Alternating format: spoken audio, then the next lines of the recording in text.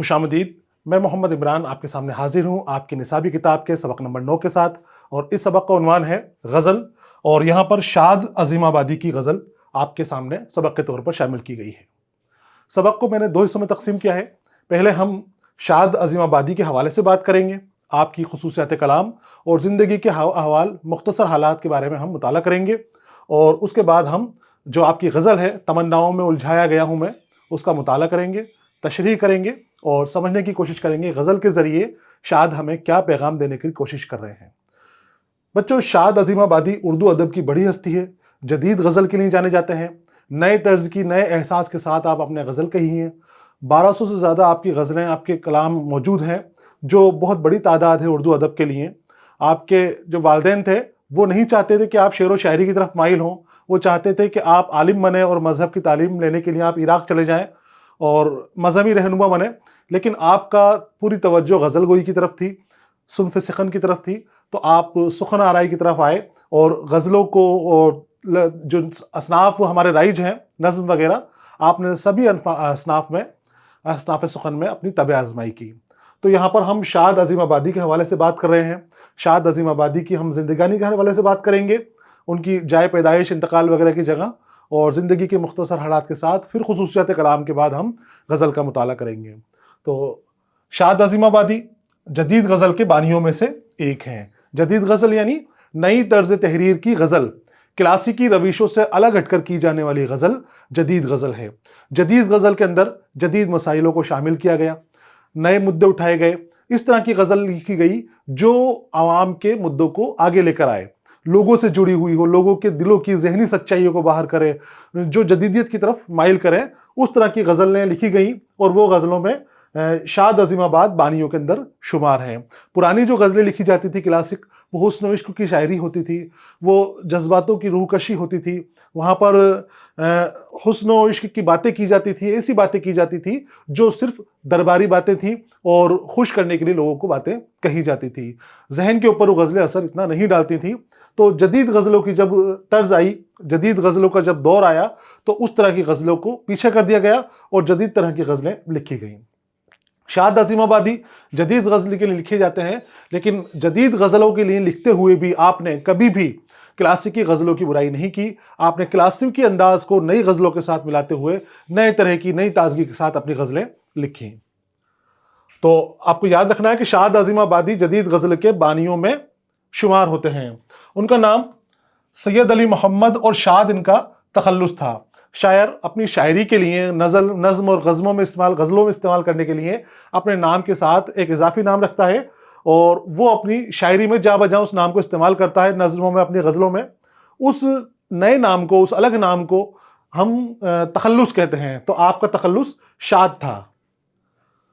ان کی پیدائش 1846 عیسوی میں عظیم آباد پٹنہ میں ہوئی، اور ان کے والد کا نام سید اظہار حسین عرف عباس مرزا تھا، جو اپنے دور کے رئیسوں میں شمار ہوتے تھے. شاد ایک معزز خاندان سے تعلق رکھتے تھے. انہوں نے شاعری کی کم و بیش ہر صنف، جیسے غزل، رباعی، مثنوی، قطعات، تاریخ گوئی وغیرہ پر طبع آزمائی کی. میں نے ابھی آپ کو بتایا کہ آپ کے جو والد تھے وہ رئیس تھے اپنے جگہ کے، اور بڑے خاندان سے آپ کا تعلق تھا. تو آپ کے والد نہیں چاہتے تھے کہ آپ کا جو فرزند تھا وہ شعر و شاعری کی طرف جائے. شاد صاحب عظیم آبادی یہ شعر و شاعری کی طرف جائے.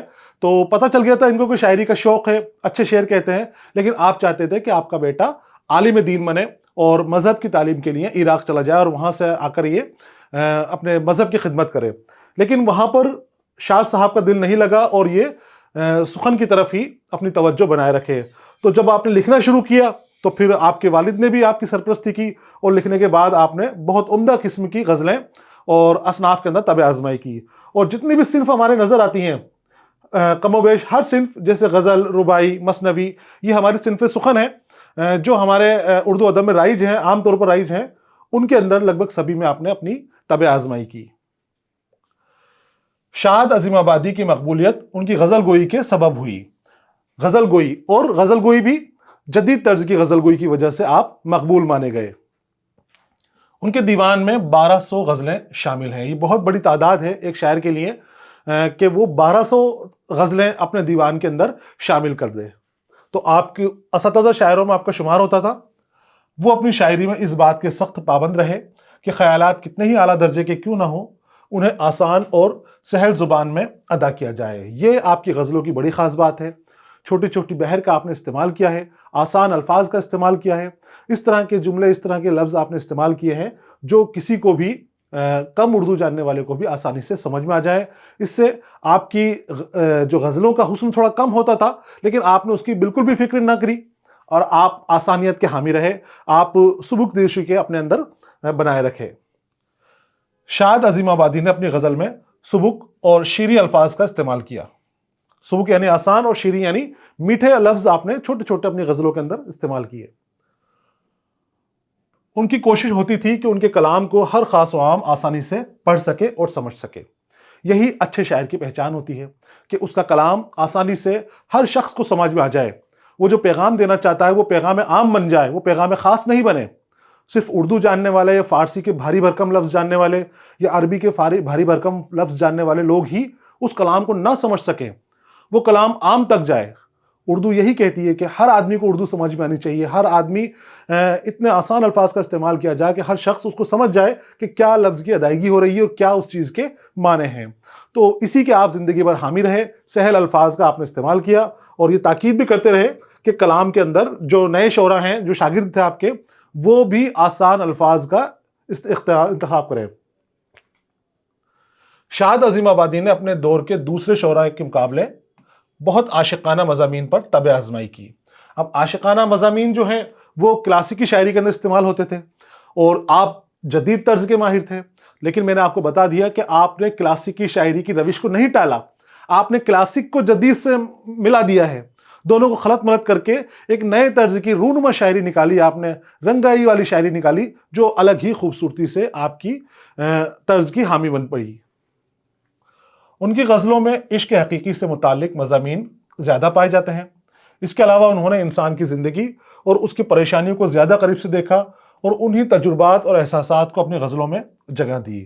اب عشق ملتا ہے آپ کی شاعری کے اندر، ساتھ ہی انسانی جذبے اور انسانی تجربات ملتے ہیں، انسانی پریشانیاں ملتی ہیں، انسان کی زندگی میں آنے والے دکھ اور تکلیف آپ کی شاعری میں ملتے ہیں۔ یہیں پر آپ کی شاعری کلاسیکی شاعری سے جدید شاعری کے اندر گتھم گتھا ہو جاتی ہے، مل جاتی ہے۔ آپ کی شاعری کے اندر قدیم انداز بھی دکھتا ہے، کلاسیکی انداز بھی دکھتا ہے، جو اردو غزلوں کی جو رسم تھی، اور جو نیا انداز ہے کہ لوگوں کے دلوں سے جڑو، لوگوں کی پریشانیوں سے جڑو، لوگوں کے جذبات کو ظاہر کرو، وہ رنگ بھی آپ کی شاعری کے اندر نظر آتا ہے۔ یہ کیوں آتا ہے؟ کیونکہ آپ نے لوگوں کی تکلیفوں کو قریب سے دیکھا ہے، لوگوں کی پریشانیوں کو، ان کی بدعمالیوں کو بھی قریب سے دیکھا ہے۔ آپ نے صرف جذباتوں کی عکاسی نہیں کی ہے، آپ نے لوگوں کی برائیوں کی بھی عکاسی کی ہے، لوگوں کی کمیوں کو بھی، ان کی فطرت کی نزاکتوں کو بھی آپ نے بہت خوبصورتی سے باہر نکال کر اور ان کی اصلاح کرنے کی کوشش کی ہے۔ اصلاح عام آپ کے شعر کے اندر، غزلوں کے اندر پائی جاتی ہے۔ تو اس لیے ان کی شاعری میں بناوٹ نظر نہیں آتی، بلکہ سچائی اور حقیقت ملتی ہے۔ اور شاد عظیم آبادی کی وفات 1906 میں گھر کے پاس ایک مسجد میں ہوئی تھی۔ یہاں پر یہ ان کی انتقال کا سن آ گیا کہ گھر کے پاس ہی وہیں ان کا انتقال ہوا۔ تو یہاں پر یہ شاد عظیم آبادی کی زندگانی کے حوالے سے ہم نے بات کی، ان کی طرز تحریر اور خصوصیات کلام کے حوالے سے بات کی، اور اس کے بعد ہم اب غزل کا مطالعہ کریں گے۔ پہلے ہم غزل کی بلند خوانی کریں گے، پڑھیں گے، اس کو سمجھیں گے غزل کو۔ اس کے بعد غزل کا اشارے کس طرف جا رہے ہیں، غزل میں کیا تشبیہات اور استعارات کا استعمال کیا ہے، کن صنف اصناف کا استعمال کیا ہے، صنعتیں کون کون سی استعمال کی گئی، ان کے بارے میں بات کریں گے، اور پھر ہم غزل کی تشریح کریں گے۔ تو ہم آگے آتے ہیں اگلے حصے کے اوپر۔ غزل والا حصہ ہے یہ جو آپ کو آپ میں نظر آ رہی ہے، یہاں پر 3 شعر غزل کے ہیں اور آپ کے 2 شعر یہاں پر ہے، 5 شعر کے اوپر مشتمل یہ غزل ہے۔ غزل کے اندر اشعار کی تعداد فکس نہیں ہوتی، جتنی شاعر چاہے اتنی وہ غزل کے اندر اشعار کا استعمال کر سکتا ہے۔ بہتر یہ رہتا ہے کہ کم از کم 5 شعر اپنی غزل کے اندر شامل کریں۔ غزل کے اندر جو خاص بات آپ کے دیکھنے لائق ہے وہ ہے اس کا قافیہ اور ردیف، مطلع اور مقطع۔ مطلع غزل کے پہلے شعر کو کہا جاتا ہے، جس کے دونوں مصرے، پہلے شعر کے دونوں مصرے ہم قافیہ اور ہم ردیف ہوتے ہیں۔ قافیہ کسے کہتے ہیں؟ دیکھو آپ اس کو، تمناؤں میں الجھایا گیا ہوں میں، کھلونے دے کر بہلایا گیا ہوں۔ تمناؤں میں الجھایا گیا ہوں، کھلونے دے کر بہلایا گیا ہوں۔ دیکھیے یہاں پر الجھایا، پھر سامنے بہلایا، یہ ہم آواز لفظ ہیں۔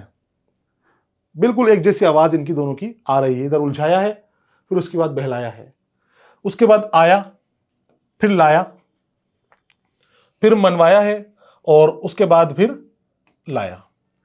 یہ لایا, منوایا, الجھایا, بہلایا, یہ کیا ہے؟ یہ ہم آواز الفاظ ہیں جو غزل کی خوبصورتی میں اضافہ کرتے ہیں. ان الفاظ کو قافیہ کہا جاتا ہے. دونوں مصروں کے وزن کو برقرار رکھتے ہیں. تمناؤں میں الجھایا گیا ہوں میں, کھلونے دے کر بہلایا گیا ہوں میں. غزل کا جو پہلا شعر ہوتا ہے اس شعر کو مطلع کہا جاتا ہے. مطلع کے دونوں مصروں میں قافیہ پایا جاتا ہے. یہاں پر دیکھو الجھایا بھی قافیہ ہے اور ادھر بہلایا بھی قافیہ ہے. اور اس کے بعد کے جو مصرے ہوتے ہیں ان مصروں کے اندر صرف دوسرے مصرے کے اندر, اس کے بعد کے جو شعر ہوتے ہیں اس کے دوسرے مصرے کے اندر مطلع ہوتا ہے, دوسرے مصرے کے اندر قافیہ ہوتا ہے, باقی قافیہ پھر پہلے مصرے کے اندر نہیں ملتا. ہوں اس کوچے کے ہر ذرے سے آگاہ, یہاں پر قافیہ نہیں دیا گیا ہے. ادھر سے مدتوں آیا گیا ہوں میں, اب یہاں پر پھر قافیہ کا نظم ہو گیا, قافیہ آپ کو نظر آ رہا ہے. تو مطلع کا پہلا شعر, غزل کا پہلا شعر مطلع کہلاتا ہے, اور مطلع جو ہے دونوں مطلع کے دونوں مصرے, مطلع کی یہ پہچان ہوتی ہے کہ اس کے دونوں مصرے ہم قافیہ ہوں گے اور ہم ردیف ہوں گے. تو یہاں پر ہو گئی قافیے کی بات. اب آتے ہیں ردیف کی طرف. ردیف کیا ہے؟ تو جہاں آپ نے قافیہ دیکھا تو قافیہ کے بعد قافیے کی ہمت پہنچانے کے لیے, قافیہ کو مضبوط کرنے کے لیے کچھ ہم آواز الفاظوں کا استعمال کیا جاتا ہے جو پوری غزل میں ویسے کے ویسے ہی چلتے ہیں, اس میں کوئی بدلاؤ نہیں آتا. قافیہ بدل جاتا ہے لیکن آواز نہیں بدلتی, جبکہ ردیف کے اندر نہ تو ان کی آواز بدلے گی اور نہ ہی ان کی شکل بدلے گی. دیکھو الجھایا میں نے بتایا تھا آپ کو کہ قافیہ ہے الجھایا, یہاں پر بہلایا قافیہ ہے, لیکن آپ دیکھو الجھایا کے بعد گیا ہوں, گیا ہوں, ویسے کہ ویسے ہی ایک ہی شکل میں دونوں لفظ استعمال ہوئے. یہ گیا ہوں دو لفظوں کا مجموعہ ہے, اور یہ گیا ہوں. پھر اس کے بعد پھر گیا ہوں, پھر اگلے شعر میں دیکھیے پھر گیا ہوں, اس کے بعد پھر آگے والے شعروں میں گیا ہوں, اور آخر شعر کے اندر بھی یہ گیا ہوں. تو یہ گیا ہوں, گیا ہوں, یہ ایک ہی شکل کے اندر نظر آ رہے ہیں, کوئی تبدیلی اس میں نہیں آ رہی ہے, جبکہ قافیہ میں تبدیلی آ رہی تھی. قافیہ کی آواز تو نہیں بدل رہی تھی لیکن شکل بدل رہی تھی. یہاں پر الجھایا تھا تو یہاں بہلایا ہو گیا تھا, یہاں پر آیا ہو گیا تھا, یہاں پر لایا ہو گیا تھا. اور یہ ردیف گیا ہوں, گیا ہوں, گیا ہوں, گیا ہوں. ردیف کی نہ شکل چینج ہوتی ہے اور نہ ہی اس کی آواز میں کوئی تبدیلی نظر آتی ہے. تو قافیہ کے بعد ردیف کا استعمال کیا جاتا ہے. ردیف کے بغیر بھی غزلیں لکھی جاتی ہیں, اور اب تو قافیہ کے بغیر بھی غزلیں لکھی جا رہی ہیں, اور عمدہ قسم کی بہت اچھی غزلیں لکھی جا رہی ہیں. یہ شرط ہے غزل کو خوبصورت بنانے کی. جس طرح شاعر اپنی غزل لکھنا چاہے, جتنی طریقے سے استعمال کرنا چاہے, جتنی صنعتیں استعمال کرنا چاہے, وہ اپنی مہارت کا ثبوت دے سکتا ہے, غزلیں لکھ سکتا ہے. تو آپ کو یہ سمجھنا ہے کہ قافیہ اور ردیف پہلے مصرے کے اندر, پہلا مصرع جو ہے غزل کا جسے ہم نے مطلع کہا ہے, وہ ہم قافیہ بھی ہے اور ہم ردیف بھی ہے.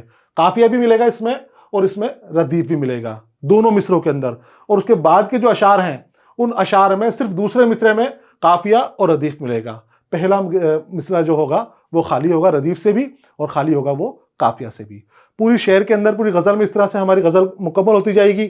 1 2 3 4 5 6 7 جتنے بھی شعر استعمال کرنا چاہے, میں نے بتایا کوئی تعداد مقرر نہیں ہے, جتنے شاعر چاہے, جتنا اس کو لکھنے میں مہارت حاصل ہے اتنے وہ اشعار غزل کے اندر لکھ سکتا ہے. 5 کی 7 کی 9 کی جو شعر کی غزلیں ہوتی ہیں وہ اچھی غزلیں مانی جاتی ہیں. اس کے بعد پھر ہم آتے ہیں آخر شعر کی طرف کہ ہمارے شعر سارے مکمل ہو گئے, مطلع ہو گیا, اور اس کے بعد کے ثانی مطلع اگر ہے اس میں تو وہ ہو گیا, اور الگ الگ اشعار ہونے کے بعد آخر شعر کے اندر یا آخر سے پہلے والے شعر کے اندر شاعر اپنا تخلص استعمال کرتا ہے.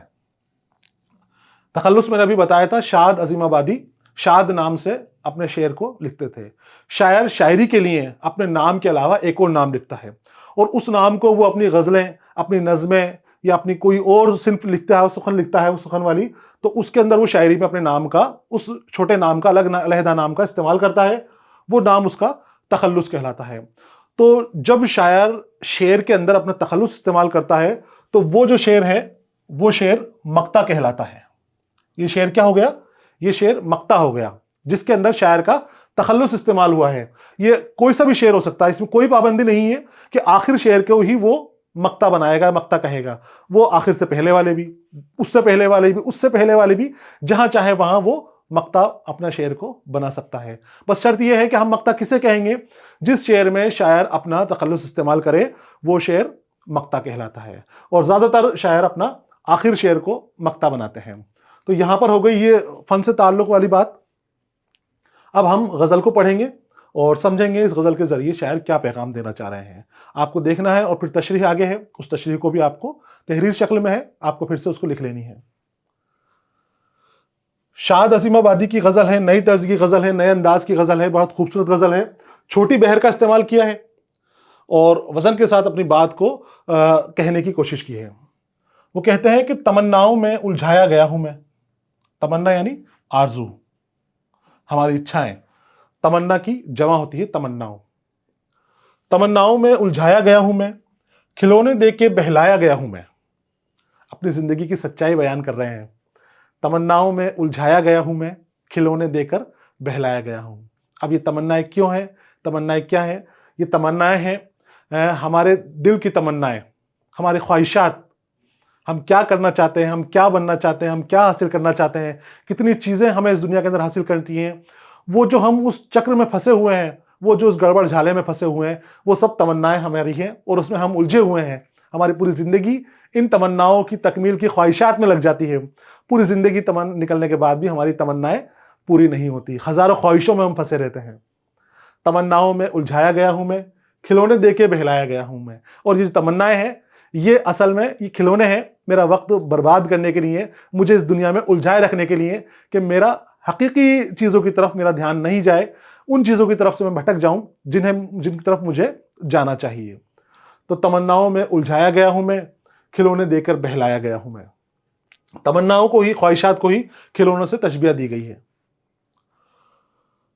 ہوں اس کوچے کے ہر ذرے سے آگاہ، ہوں اس کوچے کے ہر ذرے سے آگاہ، ادھر سے مدتوں آیا گیا ہوں میں. کوچے یعنی گلی، علاقہ. کوچا ہے، کوچے کو کہتے ہیں کوچا، جہاں پر آنے جانے کا راستہ ہو، گلی ہو، چوراہا ہو. تو وہ علاقہ ہے جہاں سے آتے جاتے ہیں. اور ادھر ہے مدتوں. مدتوں یہ بھی عرصہ ہے، یعنی مدت کی جمع. وقت ایک بہت بڑا نکل جاتا ہے. تو یہ کہتے ہیں کہ ہوں اس کوچے کے ہر ذرے سے آگاہ، جو راستہ ہے جہاں مجھے لایا گیا ہے، اس راستے کے ہر ذرے ذرے سے، اس میں آنے والے ہر خار سے، اس میں آنے والے ہر پھول سے، وہاں ملنے والی پریشانیوں سے، وہاں ملنے والی اچھی چیزوں سے میں واقف ہوں. میں سب کو جانتا ہوں، کون اچھا ہے کون برا ہے مجھے سب پتا ہے. مجھے کیوں پتا ہے؟ کیونکہ ادھر سے مدتوں آیا گیا ہوں میں.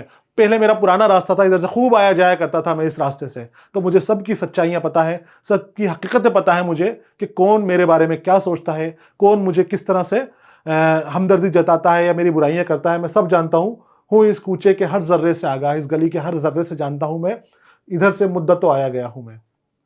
اس کے بعد کہتے ہیں شاد، دل مضطر سے پوچھ اے رونق بزم، دل مضطر سے پوچھ اے رونق بزم، میں خود آیا نہیں لایا گیا ہوں. دل مضطر سے پوچھ اے رونق بزم، میں خود آیا نہیں لایا گیا ہوں. اب پھر یہاں پر ان تمناؤں کی بات کر رہے ہیں، اس بھٹکے ہوئے دل کی بات کر رہے ہیں جو اس دنیا کے اندر لگنا نہیں چاہتا. دنیا سے بے پرواہ ہے، یہاں سے لاپرواہ ہے، سچائیاں جان چکا ہے، اب اس کا دل یہاں پر نہیں لگتا. دل مضطر سے پوچھ، دل مضطر یعنی بے قرار دل، مضطر اضطراب والا، جہاں پر ہلچل ہو رہی ہو، پریشانی ہو رہی ہو، گھبرا رہا ہو دل، تڑپ رہا ہو، رو رہا ہو، تو اسے دل مضطر کہتے ہیں. دل مضطر سے پوچھ اے رونق بزم. اب رونق بزم کی طرف توجہ کر کے کہتے ہیں کہ اے رونق بزم یعنی محفل، اور رونق محفل کی رونق.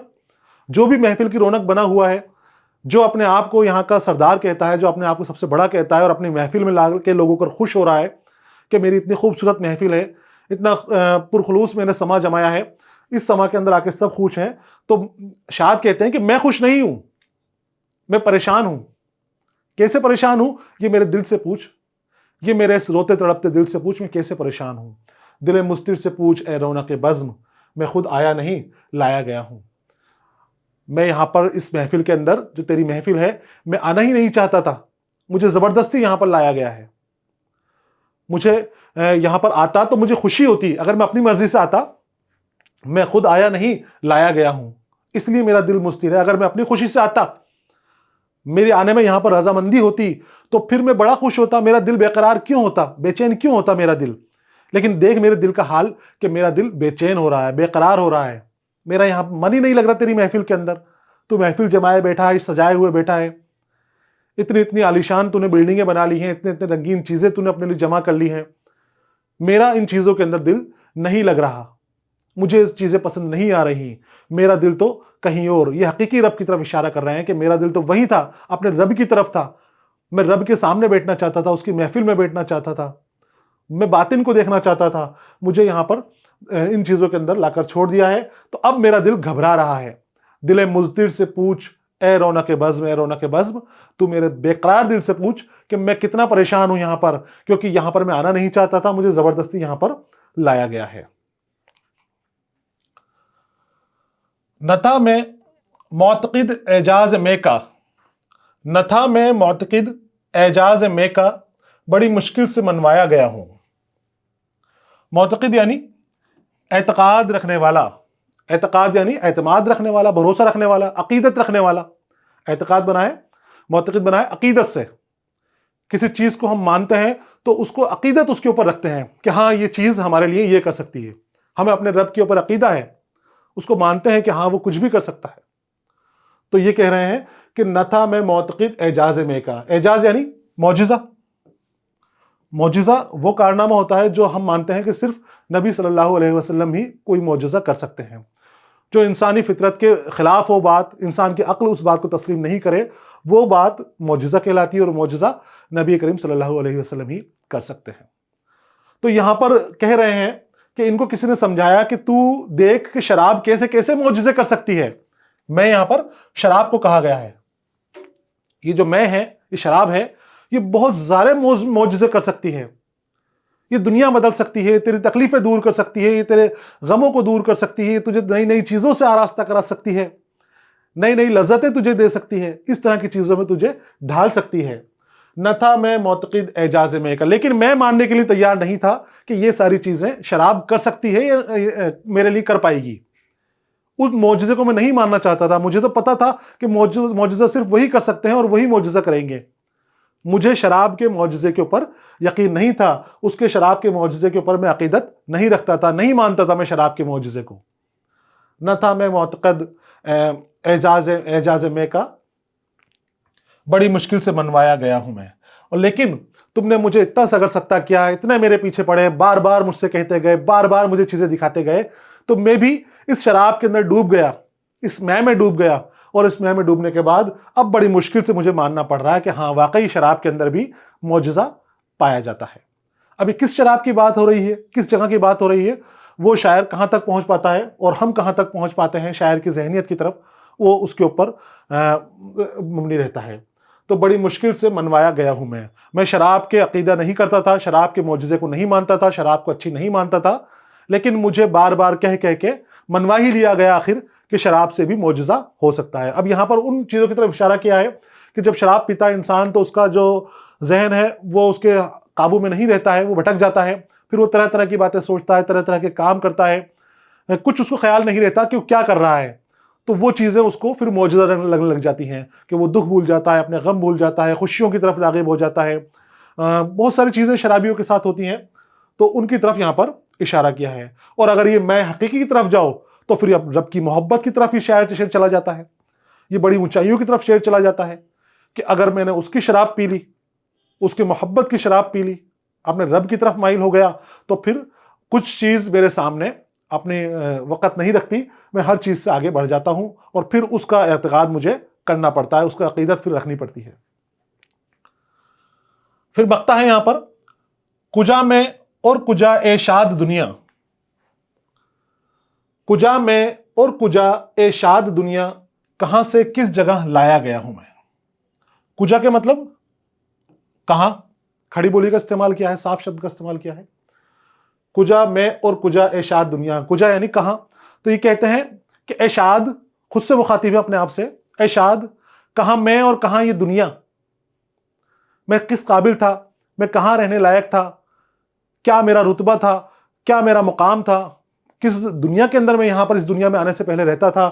تو اب یہ دنیا تو مجھے گڑبڑ جھالا نظر آ رہی ہے، یہ دنیا تو مجھے خواہشات کی دنیا نظر آ رہی ہے، یہ دنیا تو مجھے تمناؤں کی دنیا نظر آ رہی ہے، یہ دنیا مجھے ڈوب جانے والی دنیا نظر آ رہی ہے، مجھے تیرنے والی دنیا نظر نہیں آ رہی۔ تو کہتے ہیں کہ کجا میں اور کجائے شاد دنیا، کہاں سے کس جگہ لایا گیا ہوں، اور ہائے رے میری بدقسمتی کہ میں اتنی خوبصورت دنیا سے، اس دنیا سے جہاں فرشتے رہتے تھے، اس دنیا میں جہاں پر خدا خود تھا، وہاں سے اس حقیر دنیا کے اندر مجھے لایا گیا ہے، اس چھوٹی سی دنیا کے اندر مجھے لایا گیا ہے، کہاں سے کس جگہ لایا گیا ہوں میں۔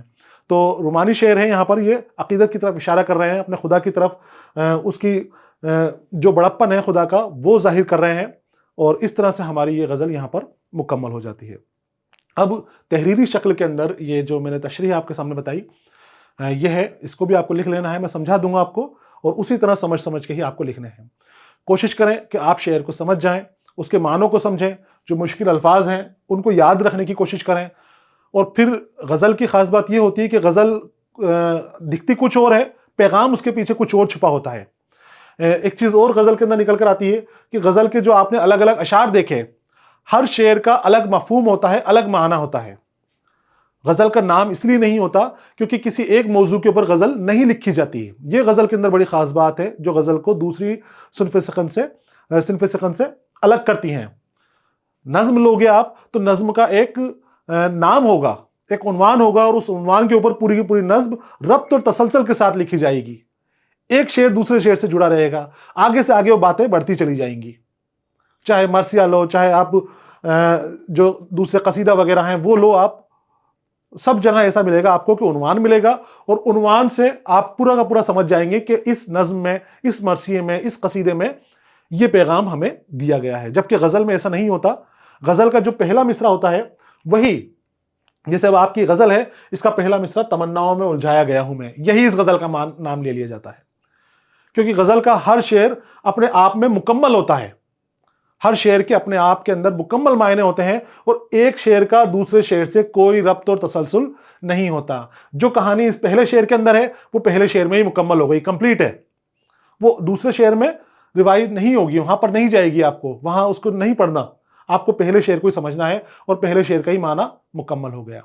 اسی لیے جب ہم تشریح لکھتے ہیں تو نظم کا میں نے آپ کو پہلے بتایا تھا کہ 2 بند 3 شعر، آدھی نظم یا ایک نظم کو بھی آپ ایک ساتھ تشریح کر سکتے ہیں، اور اس میں کوئی آپ کو دقت نہیں آئے گی۔ لیکن غزل کی جب آپ تشریح کرتے ہیں، جب آپ غزل کا خلاصہ لکھتے ہیں، تو ہر شعر کو آپ کو الگ الگ لینا پڑے گا، اور الگ الگ اشعار کی تشریح الگ الگ کرنی پڑے گی، آپ کو لکھنی پڑے گی۔ تو تمناؤں میں الجھایا گیا ہوں میں، یہ غزل کے عنوان کی طرح استعمال ہو جاتا ہے۔ غزل کا عنوان اس لیے نہیں ہوتا کہ ہر شعر کا الگ مطلب ہوتا ہے، الگ مفہوم ہوتا ہے، الگ خیالات ہوتے ہیں جو دوسرے شعر سے ہر موضوع کے اوپر الگ ہو سکتے ہیں۔ ایک شعر حسن و عشق کی بات کرے تو دوسرا خدا کی بات کر نظر آتا ہے، تیسرا شعر دنیا داری کی بات کر سکتا ہے۔ تو ہر شعر کا الگ مجاز ہوتا ہے، اور اس مجاز کے مطابق وہ شعر اپنا کام کرتا ہے، لیکن جو قافیہ اور ردیف کی جو بحر کی پابندی ہے وہ پابندی یہاں پر ضروری ہوتی ہے، اور وہ اسی کے ساتھ وہ شعر سارے کے سارے ہمارے آگے بڑھتے چلے جاتے ہیں۔ اسی بحر میں آپ کو ملیں گے، جو پہلا ہے وہی قافیہ ملے گا، وہی ردیف ملے گا، لیکن اندر جو پیغام دیا جا رہا ہے غزل کے اندر وہ بدل جاتا ہے، ہر شعر اپنے آپ میں مکمل ہوتا ہے۔ تو یہاں پہلا شعر ہے ہمارا، تمناؤں میں الجھایا گیا ہوں، کھلونے دے کے بہلایا گیا ہوں۔ اس کی تشریح کریں گے ہم کہ اس شعر میں کیا ہے۔ میں نے آپ کو منہ زبانی سمجھا دیا کہ اس طرح سے اس شعر کے اندر یہ پیغام دینے کی کوشش کر رہے ہیں۔ جو تحریر ہے آپ اس کو لکھیں، آپ اس کو دیکھیں، آپ اس کو سمجھنے کی کوشش کریں۔ شاعر کہتے ہیں کہ خدا سے مخاطب ہو کر یہ کہا گیا ہے اس شعر میں کہ خدا نے جس وقت ہم کو پیدا کیا اس وقت ہمارے دل میں بہت سی آرزوؤں نے بھی جنم لیا، اور ہم دنیا میں آنے کے بعد انہی تمناؤں کو پورا کرنے میں لگ جاتے ہیں۔ ہم کیوں الجھے ہوئے ہیں، ہم کیوں پریشان ہو جاتے ہیں، ہم کیوں خواہشات میں لگے ہوئے ہیں؟ کیونکہ ہمارے جو وقت ہمارے پاس کم ہے، اور ہمیں تمنائیں ملی ہوئی ہیں، ہمیں خواہشات ملی ہوئی ہیں، ہم پوری دنیا میں بیٹھے ہوئے پورا وقت ہمارا ان خواہشات کو پورا کرنے میں لگا دیتے ہیں، ان تمناؤں کی تکمیل میں ہم لگے رہتے ہیں، ہم 99 کے پھیر میں چکر لگاتے رہتے ہیں، وہ 1 روپیہ ہم کبھی نہیں کما پاتے، پوری زندگی ہماری اسی طرح نکل جاتی ہے۔ تو وہ ہزاروں خواہشات جو ہمارے ساتھ لگی ہوئی ہیں، وہ خواہشات میں ہی ہماری زندگی بسر ہوئی جا رہی ہیں، اور شاعر کہتے ہیں کہ وہ خواہشات تمہاری تکمیل کے لیے تمہیں نہیں دی گئی ہیں، اصل میں وہ تمہیں دنیا کی سچائیوں سے بھٹکانے کے لیے دیے گئے کھلونے ہیں۔ ان کھلونوں کو لے کر تم بیٹھے ہوئے ہو، ان کھلونوں میں الجھے ہوئے ہو، ان کھلونے سے اب تمہارا دھیان نہیں ہٹتا، اسی میں لگے ہوئے ہو، اسی میں الجھ گئے ہو. جو حقیقت ہے، جو اصل مقصد تمہاری زندگی کا ہے، وہ تم سے چھوٹ جاتا ہے ان کھلونوں کی طرف. تو یہاں پر ہماری توجہ دلائی ہے کہ آپ ان کھلونوں سے اپنا دھیان ہٹا لیجئے، ان خواہشات کو بھول جائیے اور سچائی کی طرف، حقیقتوں کی طرف آئیے. وہ مقصد اپنا پہچاننے کی کوشش کیجئے جس مقصد کے لیے آپ کی تخلیق اس دنیا کے اندر کی گئی ہے. جو کام آپ کو کرنا ہے اس کام کو آپ کو پہچاننے کی کوشش کرنی ہے، اور کوئی اور آپ کو یاد نہیں دلائے گا. آپ کو خود یاد کرنا پڑے گا، خود سمجھنا پڑے گا کہ میں کس لیے اس دنیا کے اندر آیا ہوں. دنیا تمنا اور اس سے بڑھ کر خواہشوں کا بازار ہے، کیونکہ خواہشیں کبھی ختم ہی نہیں ہوتی، بڑھتی چلی جاتی ہیں. ایک کے بعد ایک خواہش پوری کر لو آپ، دوسری آپ کی بڑھ جائے گی، دوسری کر لو، تیسری آ جائے گی. یہ دنیا خواہشات کا بازار بتایا گیا ہے. دنیا میں ایک کے بعد ایک دوسری شے کو پانے کی تمنا ہمیشہ برقرار رہتی ہے. شاعر نے انہی تمناؤں کو کھلونے سے تشبیہ دی ہے، کیونکہ تمنائیں جس طرح سے کھلونے ہمیں بچوں کو الجھا لیتے ہیں. آپ بچوں کو بیٹھا دو کھلونے دے کر، وہ اس میں الجھے رہیں گے، اس میں لگے رہیں گے، اور تھوڑی دیر جب اس سے ان کو بوریت کا احساس ہوا، دوسرا کھلونا دے دو، وہ اس میں لگ جائیں گے. تو الجھے رہتے ہیں وہ. اسی طرح سے ہمیں بھی ہماری تمنائیں دے دی گئی ہیں، ہماری خواہشات ہمیں دے دی گئی ہیں، اور ہم انہی تمناؤں کی تکمیل کے لیے، انہی خواہشات کی تکمیل کے لیے اپنی پوری زندگی برباد کیے جاتے ہیں. پوری زندگی ہم ختم کر دیتے ہیں، اور آخر میں ہمیں یاد آتا ہے کہ ہم نے زندگی میں کیا کیا، کس لیے ہم آئے تھے، کیا ہمیں کرنا تھا، کس چیز کو ہمیں بڑھانا تھا، کس چیز کی ہمیں ترقی کرنی تھی. ہم وہاں نہیں گئے، ہم انہی تمناؤں میں، خواہشوں میں بھر جاتے ہیں، اور جب وہ پوری بھی ہو جاتی ہیں تب بھی ہمیں دل کے اندر خوشی نہیں ہوتی، کیونکہ ہم اصل مقصد سے بھٹک چکے ہوتے ہیں. جو ہمیں بننا ہوتا ہے، جو ہمیں چاہیے ہوتا ہے، جو ہماری بننے کی قوت تھی، ہم اس سے چھوٹا ہو جاتے ہیں، اس سے نکل کر وہیں پر اٹکے ہوئے ان تمناؤں میں، ان خواہشاتوں میں رہ جاتے ہیں. تو کھلونے کا استعمال بچوں کی معصومیت کی طرف اشارہ کیا گیا ہے. انسان کی یہ بے شمار کامیابیاں ایک کھلونے سے زیادہ کچھ نہیں، جنہیں بچہ کسی بھی لمحے توڑ دیتا ہے. تو وہ جو کھلونا مل گیا ہے، وہ جو خواہشات مل گئی ہیں، وہ کچھ وقت کی ہیں، اور اس کے بعد جب وقت آئے گا، کھلونے خواہشات آپ کے چلے جائیں گے، تو پھر وہ نا امیدیاں ہی آپ کے پاس رہ جائیں گی. تو وقت کو پہچاننے کی طرف اشارہ کر رہے ہیں کہ اپنے آپ کو پہچانو، اور اس بھٹکاؤ سے، الجھاؤ سے آپ نکل جاؤ. جو تمنائیں آپ کی ہیں ان کو آپ قابو میں کرو، جو خواہشات ہیں ان کو قابو میں کرو. اپنا مقصد پہچانو، اپنے رب کو جانو، اپنی حقیقت جانو، اور اس حقیقت کو جانتے ہوئے، مانتے ہوئے جو کام آپ کر سکتے ہو، قوم کی خدمت کر سکتے ہو، بھلائی کر سکتے ہو، خود کو ترقی یافتہ بنا سکتے ہو، ان چیزوں کے اندر آپ چلے آؤ، اس چیزوں کی طرف آپ لگے رہو. اگلا شعر ہے: ہوں اس کوچے کے ہر ذرے سے آگاہ، ادھر سے مدتوں آیا گیا ہوں. اب یہاں پر دنیاوی معنی بھی نکلتے ہیں، اور یہاں پر ظاہری جو باطنی معنی ہیں وہ بھی نکلتے ہیں. باطنی معنی اس کے نکلتے ہیں کہ اس کوچے کے ہر ذرے سے آگاہ، ادھر سے مدتوں آیا گیا ہوں. تو یہ دنیا میں انسان کی تخلیق کی طرف اشارہ کر رہے ہیں کہ انسان اس دنیا میں آتا ہے، جاتا ہے، آتا ہے، جاتا ہے، یہی اس کا آنا جانا یہاں پر بنا رہتا ہے. تو اس کو یہاں کی سچائیاں پتہ چل جاتی ہیں دنیا کی، کہ دنیا میں کیا چیزیں اس کو گھیرنے والی ہیں، کیا چیزیں اس کو پکڑ رہی ہیں، اور کیا چیزیں اس کو اس طرف جوڑ رہی ہیں، کیا چیزیں اس کو اپنے رب سے دور کر رہی ہیں.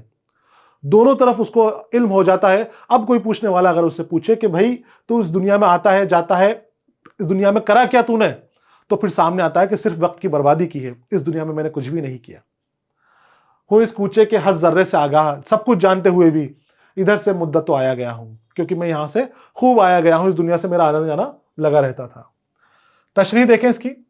مدتوں آیا گیا ہوں کا مطلب ہے انسانی تخلیق کے اس سلسلے سے ہے جو صدیوں سے جاری و ساری ہے.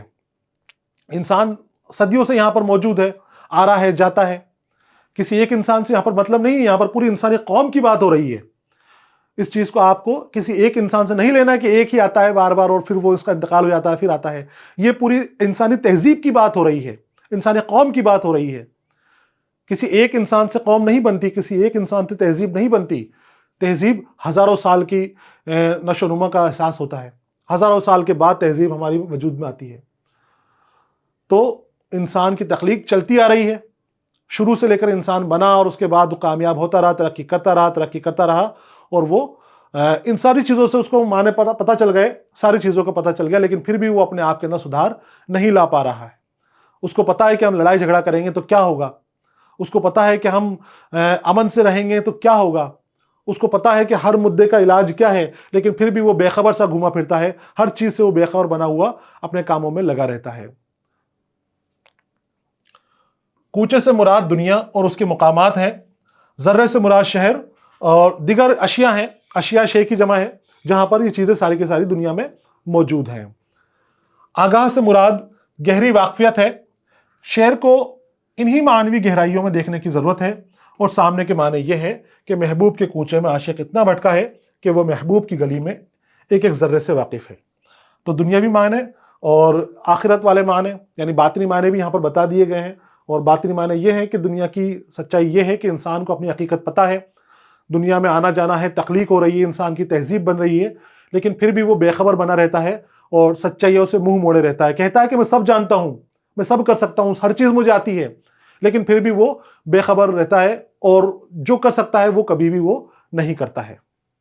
اور دنیاوی معنی بتائے کہ یہاں پر ایک عاشق کو دیکھ لو آپ، کہ عاشق سے جب پوچھا جاتا ہے کہ بھائی یہاں پر کتنے خار ہیں، کتنی پریشانیاں ہیں اس راستے کے اوپر، تیرے معشوق کے راستے کے اوپر تجھے دقتیں ہیں، تو وہ کہتا ہے کہ مجھے سب پتہ ہے، مجھے بتانے کی ضرورت نہیں ہے، اس راستے سے میں خوب آیا گیا ہوں، اپنے محبوب کے راستے کے اوپر میں خوب چلا ہوں، تو مجھے پتہ ہے کہ کتنے خار یہاں پر ہیں اور کتنے پھول یہاں پر میرے محبوب کے راستے میں ہیں، میں مدتوں سے ادھر سے آیا گیا ہوں۔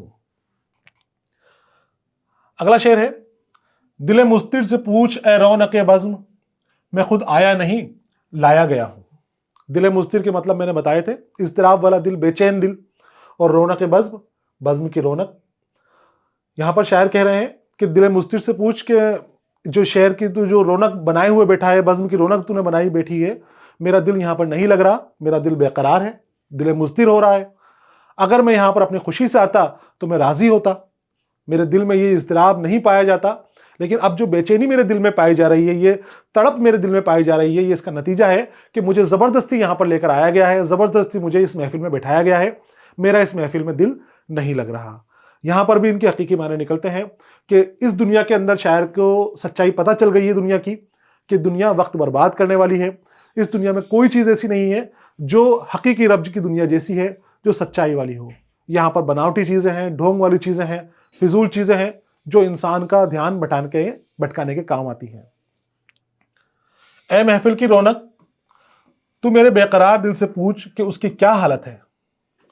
میں اس محفل میں اپنی مرضی سے نہیں آیا، بلکہ مجھ کو یہاں لایا گیا ہے، اس لیے یہاں آنے کے بعد میرا دل بے چین اور بے قرار ہے۔ اگر میں اپنی مرضی سے اور اپنی خوشی سے یہاں آتا اور اس محفل میں شریک ہوتا تو میرا دل بہت خوش ہوتا، لیکن مجھ کو تو یہاں میری مرضی کے خلاف لایا گیا ہے، اور اس لیے میرا دل اب بے چین ہو رہا ہے۔ دنیا میں انسان کا وجود اس کی اپنی مرضی سے نہیں ہے، بلکہ خدا کی مرضی سے ہے۔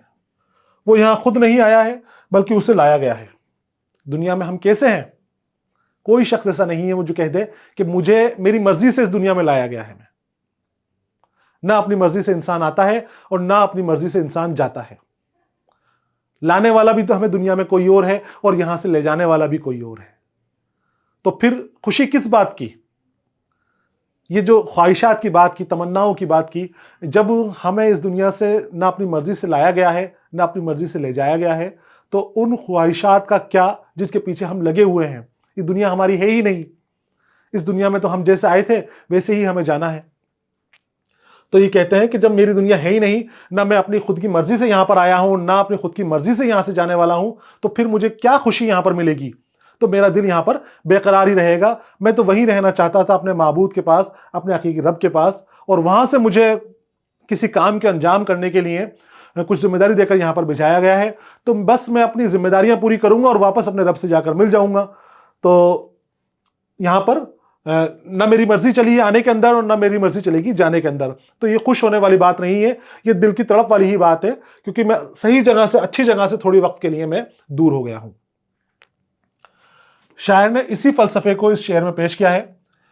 دل مضطر کہہ کر اور آیا نہیں لایا گیا ہوں، میں نے والا اور لایا جانے والا کتنا مجبور نظر آتا ہے، اور دل مضطر سے اس کو ان مجبوری کا احساس بھی کیا جا سکتا ہے۔ اب آپ شاعر یہاں پر دل کی کیفیت دیکھنی ہے کہ کتنے مجبور وہ نظر آ رہے ہیں، کہ وہ اس دنیا میں نہیں رہنا چاہتے، یہاں کی سچائیوں میں، یہاں کی آرائشوں میں نہیں لگنا چاہتے، یہاں کی چمک دمک میں نہیں پڑھنا چاہتے، لیکن مجبور ہیں۔ تو دل بے قرار ہو رہا ہے، ان کا دل پچھتا رہا ہے، تڑپ رہا ہے، رو رہا ہے شاعر کا دل کہ میں اس دنیا میں یہاں پر کر کیا رہا ہوں، لیکن ان کو پتا ہے کہ میں اپنی مرضی سے نہیں آیا گیا ہوں اور نہ میری مرضی یہاں سے جانے کی ہوگی۔ جب وقت آئے گا جانے کا تو ہم یہاں سے چل پڑیں گے، ابھی یہاں پر وقت دنیا میں ہے تو میں یہاں پر اپنے کاموں کا انجام دے رہا ہوں اور جو کر سکتا ہوں، جتنی طاقت سے کر سکتا ہوں وہ کر رہا ہوں۔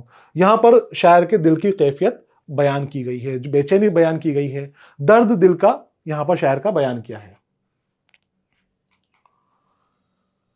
نہ تھا میں معتقد اعجاز میں کا، بڑی مشکل سے منوایا گیا ہوں۔ اب اس شعر میں وہ اسی اعتقاد کی، عقیدت کی بات ہو رہی جو میں نے آپ کو سمجھایا ابھی۔ اعجاز یعنی معجزہ، میں کا، میں یعنی شراب۔ شاعر پہلے کہہ چکے ہیں، میں بتا چکا ہوں آپ کو کہ میں کا جو معجزہ ہوتا ہے اس کے ہم قائل نہیں ہیں، ہم اس کے معتقد نہیں ہیں، ہم اس کے اوپر عقیدت نہیں رکھتے، لیکن اتنا مجھے کہا گیا بار بار، اتنا مجھ کے اوپر زور ڈالا گیا، اتنی مجھے اس کی سچائیاں دکھائی گئیں کہ میرا دل بھٹک گیا، اور میرا دل بھٹکنے کے بعد میں بھی اس شراب کو سچی شراب مان بیٹھا، اس شراب کو میں صحیح شراب مان بیٹھا۔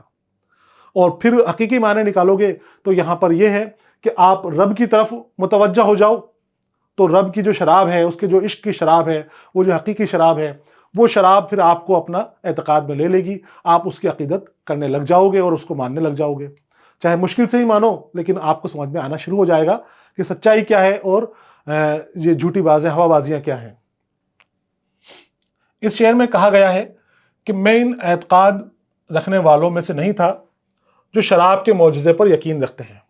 بہت سے لوگ ہیں جو شراب کو معجزہ کہتے ہیں اور اس میں شرابی حضرت ہوتے ہیں، وہ کہتے ہیں کہ شراب کچھ بھی کر سکتی ہے، کچھ بھی بنا سکتی ہے، طرح طرح کے دکھ درد ان کے دور کر دیتی ہے شراب، تو وہ شراب کو معجزہ بتاتے ہیں کہ شراب میں بہت معجزے ہیں، بہت کرامت ہے، بہت طاقت ہے۔ تو کہتے ہیں میں ان لوگوں میں سے نہیں تھا۔ بہت سے لوگ یہ سوچتے ہیں کہ شراب بہت سے معجزے دکھا سکتی ہے، لیکن بہت مشکل سے مجھ سے یہ بات منوائی گئی ہے کہ میں بھی ان معجزوں پر یقین کروں اور ان معجزوں کا اعتراف کروں۔ میرے لیے یہ کام بہت ہی مشکل ہے، لیکن یہ بات آخرکار مجھ سے منوا لی گئی اور اب میں بھی ان معجزوں کو ماننے لگا ہوں۔ یہاں پر شاعر شراب کی طرف اشارہ کر رہے ہیں کہ اب میں اس شراب کے اثر میں آ گیا۔ شروعات میں نہیں مانتا تھا، معجزہ نہیں مانتا تھا، اعتراف یعنی قبول کرنا، اعتراف نہیں کرتا تھا میں اس چیز کا کہ شراب دکھوں کی دوا ہے، شراب درد کم کرتی ہے، شراب جو مزہ دیتی ہے، میں اس چیز کو نہیں مانتا تھا۔ میں تو شراب سے نفرت کرتا تھا اور اس سے دور رہنے کی کوشش کرتا تھا، لیکن میرے ساتھیوں نے، میرے دوستوں نے، میرے جو شرابی دوست تھے، انہوں نے اتنا مجھے تاکید کی، اتنا مجھے اس چیز کی طرف لگایا کہ اب میں بھی اس کے اندر ڈوب گیا اور میں بھی اب شراب کے معجزوں کا اعتراف کرنے لگا ہوں، ماننے لگا ہوں۔ بڑی مشکل سے منوایا گیا ہوں، بڑی مشکل لگی مجھے ماننے کے اندر، لیکن آخر کے اندر میں مان گیا ہوں کہ شراب کی بھی معجزہ دکھا سکتی ہے۔ کجا میں اور کجا اے شاد دنیا، کہاں سے کس جگہ لایا گیا ہوں۔ اب یہ پھر مقطع یہاں پر آیا ہے، آخر شعر ہے ہمارا مقطع وہی کہ جس میں شاعر اپنا تخلص استعمال کرے۔ شاد صاحب نے اپنا تخلص شاد اس شعر میں استعمال کیا ہے۔ وہ کہتے ہیں کہ کجا میں کجا اے شاد دنیا، اے شاد خود کے لیے، خود سے مخاطب کہتے ہیں کہ اے شاد، کہاں تو اور کہاں یہ دنیا، کیا تو اس دنیا میں رہنے لائق تھا یا یہ دنیا تیرے لائق تھی؟